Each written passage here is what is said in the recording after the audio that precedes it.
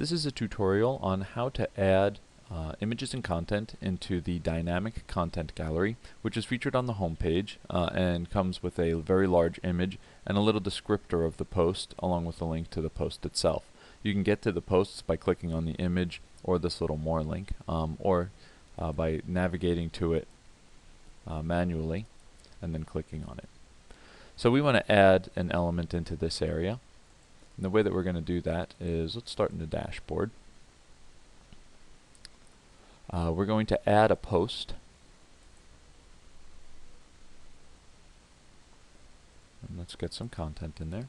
This is filler text. So I'm just going to paste into here. And I'm going to use the first couple of words as a title. And then we want to add an image.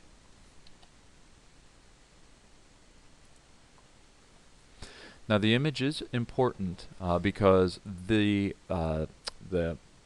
display area on the dynamic content gallery is very large. So we want to make sure that we're using an image that's large enough to fill this up. So when we're selecting an image, we want to make sure that like some of these images, which are pre-sized, are 588 by 392. Now your image does not need to be exactly that size, but it needs to be at least that size.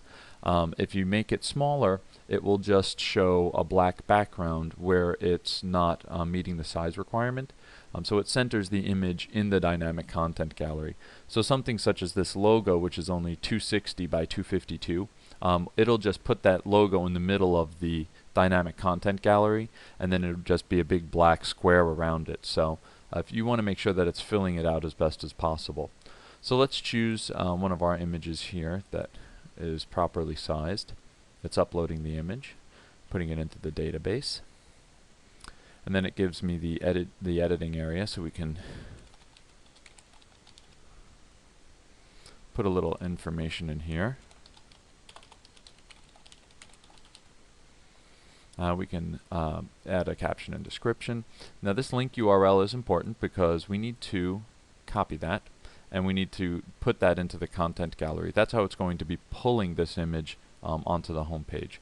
The alignment for the image is just for the post itself, and you notice that we also have thumbnail and a medium size available because of the size of the actual image. We can actually choose a medium size for the post. We don't have to, but we'll go with it because it's a nice size for that. We'll insert this into the post, and there's the image. Now the URL for the link that we chose when we were uploading this image, we want to go down here, and you see where it says Dynamic Content Gallery and the image URL. We want to paste that into there, and that's how the Dynamic Content Gallery actually gets that image. We can also add an alternative pane description right here.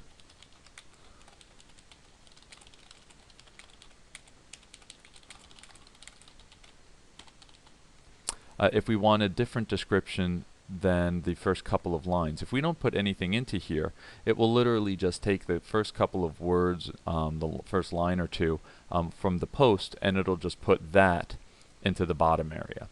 So if we want something else, something that perhaps has a little bit more of information or will prompt a click better, we can just put that down here.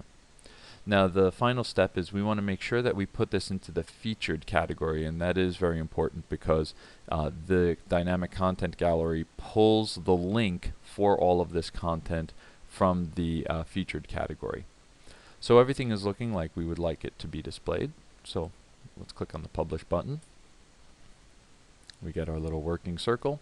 It says the post has been published, and we'll open this post in a new tab so that we can see the final product in comparison to the admin, and there it is. Everything's looking good. So let's go to the home page and let's reload this so that we can get a fresh look at the changes.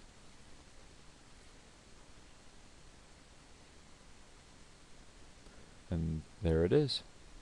And you'll notice here's the article description that will be seen on the home page, and if we click on it, it brings us to that article.